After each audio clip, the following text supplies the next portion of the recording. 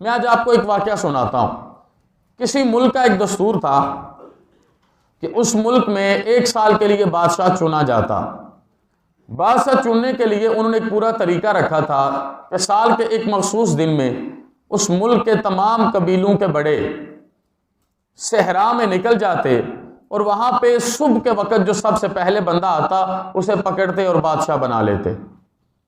اسی طرح وہ جاتے ہیں، ایک بندے کو پکڑتے ہیں، بادشاہ بنا لیتے ہیں۔ پھر کیا کرتے ہیں؟ پھر وہ پورا سال بادشاہ رہتا ہے، اور جب سال ختم ہونے لگتا ہے، آخری دن آتا ہے، تو پھر اب وہ اکیلے نہیں جا رہے، وہ ساتھ اس بادشاہ کو بھی پکڑتے ہیں، جہاں سے اسے لے کے آئے تھے وہاں واپس چھوڑ دیتے۔ جو نیا بندہ اس صبح میں دوبارہ اس صحرا میں آتا تو دوبارہ اس نئے بندے کو پکڑتے، پہلے کو ادھر چھوڑ دیتے اور پکڑ کے بادشاہ بنا لیتے۔ یہ ان کا طریقہ نسل در نسل چل رہا ہے، برس ہا برس سے یہی انداز ہے ان کا، اسی انداز سے وہ اپنے بادشاہ چن رہے ہیں۔ ایک دن وہ ایک صحرا میں گئے، ایک بندہ آیا، انہوں نے اسے پکڑا، اس بندے نے بڑا ریزسٹ کیا، اس نے کہا میں نے اس پوسٹ پہ نہیں بیٹھنا، یہ میری پوسٹ نہیں ہے، میں تو ایک تاجر آدمی ہوں، میں تو ایک بزنس مین ہوں، میں تو تجارت کرتا ہوں، مجھے آپ کے ملک کا وطن کا بادشاہ نہیں بننا۔ بات سمجھ آ رہی ہے کہ نہیں آ رہی؟ انہوں نے بڑی ضد کی، انہوں نے کہا نہیں، ہم نے تمہیں بادشاہ بنانا ہے، ہمارا یہ طریقہ ہے۔ بہرحال مختصر بات یہ ہے کہ وہ اسے لے گئے۔ اس نے جاتے ساتھ ان سے پوچھا کہ جو بھی آپ کا بادشاہ بنتا ہے اس کے ساتھ پھر ہوتا کیا ہے؟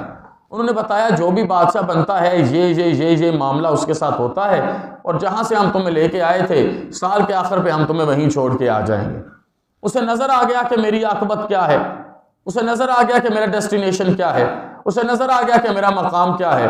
تو اس نے بڑے احترام سے انہیں کہا کہ چلے، میں ایک پورا سال تو پورے اختیار کے ساتھ بادشاہ ہوں، میں جو کرنا چاہوں کر سکتا ہوں۔ انہوں نے کہا ہاں، آپ جو کرنا چاہیں آپ کر سکتے ہیں۔ اس نے سب سے پہلے محکمہ انہار بلایا اور اسے کہا کہ وہاں پر سمندر سے پانی لے کے پانی کھودا جائے اور نہریں بنائی جائیں۔ پھر اس نے محکمہ جنگلات بلایا، انہیں کہا کہ وہاں پر درخت لگائے جائیں۔ پھر اس نے فوڈ اتھارٹی والوں کو بلایا، کہا وہاں پر اچھے ریسٹورنٹس بنائے جائیں۔ اس نے اس طرح تمام طرح محکمے بلائے، محکمہ تعمیرات کو بلایا، یہ ٹیکسیشن والوں کو بلایا، ایکسائز والوں کو بلایا، تمام کے تمام محکمے بلا کر اس نے ایک الگ سی دنیا ادھر آباد کر لی۔ پھر اس نے وہاں پر فوڈ سٹور کرنا شروع کر دیا۔ جب اس کا فوڈ کئی سال کو کفایت کر گیا تو وہ رک گیا۔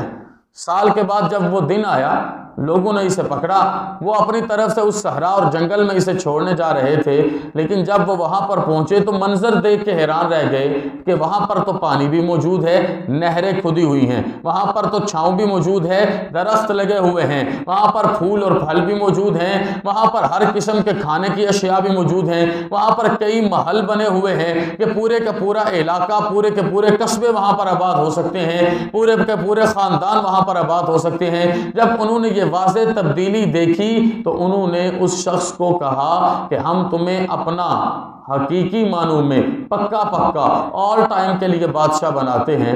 اس نے سوال کیا آپ کا اسلوب تو یہ ہے کہ آپ سال بعد بادشاہ کو بادشاہ کے منچ سے اتارتے ہیں اور اس جنگل میں لا کے پھینک دیتے ہیں تاکہ وہ مر جائے، گل سڑ جائے۔ تو انہوں نے کہا یہ ہم اس لیے کرتے تھے کہ ہمیں کوئی تو ایسا ملے گا جو ہمارے اگلے دن کی پلاننگ کرے، کوئی تو ایسا ملے گا جو ہماری خشک سالی کی پلاننگ کرے، کوئی تو ایسا ملے گا جو ہماری اگلی نسل کی پلاننگ کرے، کوئی تو ایسا ملے گا جسے پتا ہو کہ کون سا کام کتنا امپورٹنٹ ہے۔